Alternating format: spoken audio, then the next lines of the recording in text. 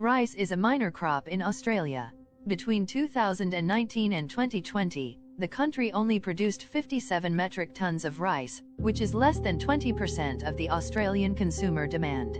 Surprisingly, Australia is a major rice exporter to its neighbouring country Papua New Guinea, a small country of less than 10 million people, who consume over 400,000 metric tons of rice a year. PNG consumes 30% more rice than the entire Australian population. Unlike its neighbouring Asian countries, PNG does not cultivate rice for industrial purposes and depends heavily on imports totaling almost 90%. Papua New Guineans spend 600 million kina every year on rice.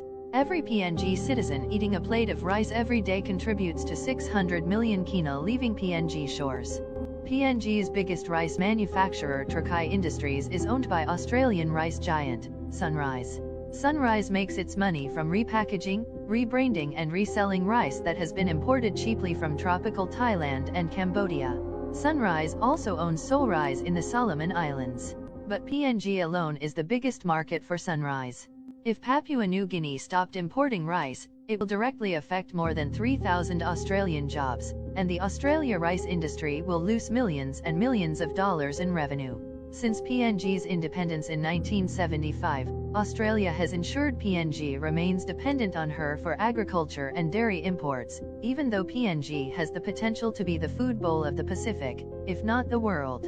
In 2016, PNG Agriculture Minister Tommy Tomskal announced the O'Neill government's plan to increase PNG domestic production through an Indonesian investor, a plan that would increase PNG's self-sufficiency and food security.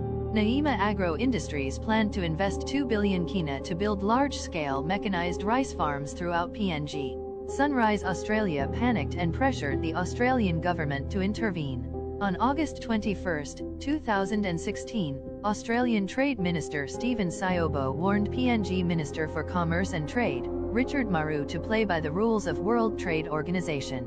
Fearing that PNG would lose to Australia in a WTO dispute hearing, Minister Maroo agreed to rethink the rice quota policy.